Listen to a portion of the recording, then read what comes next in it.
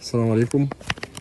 احنا في الكيلو 62 طريق مصر اسكندرية الصحراوي، بنصور في منتجع سياحي، قرية سياحية، فيلل وشاليهات. دي شاليه مساحة الأرض بتاعته 1400 متر. 1400 متر معروضة للبيع.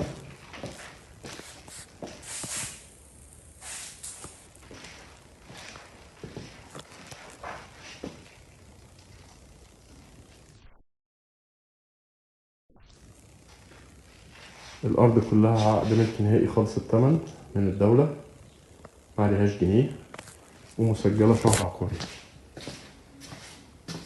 هنا في الدور الأرضي ده الريسبشن اللي فات، ودي غرفة نوم أو غرفة مكتب، وده الحمام،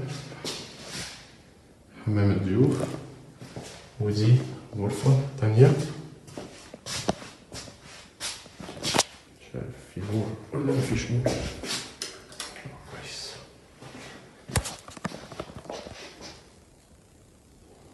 دي الغرفة التانية، فيها حمام، غرفة ماستر.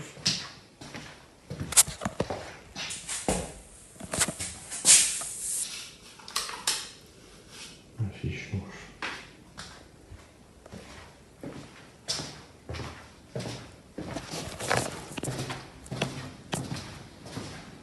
يبقى غرفتين وحمام وريسبشن.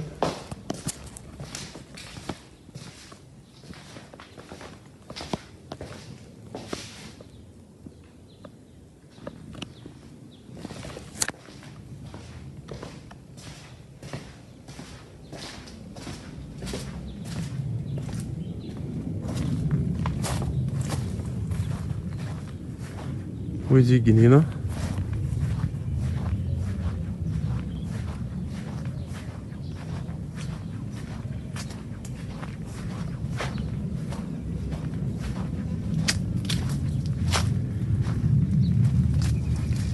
يتعمل فيها حمام سباحة محترم.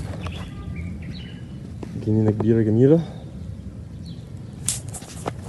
1400 متر مساحة الأرض،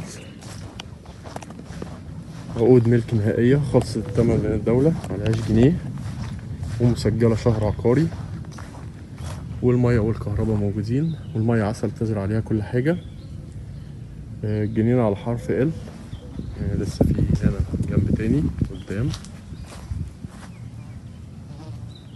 ومطلوب في الأرض 1,200,000.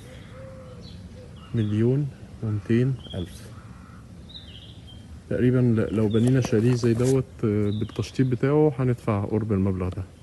هي فرصة ممتازة، وده قرية منتجع سياحي كله فيلل وشاليهات وحمامات سباحة، وبتتأجر هنا باليوم، بتتأجر بالشهر.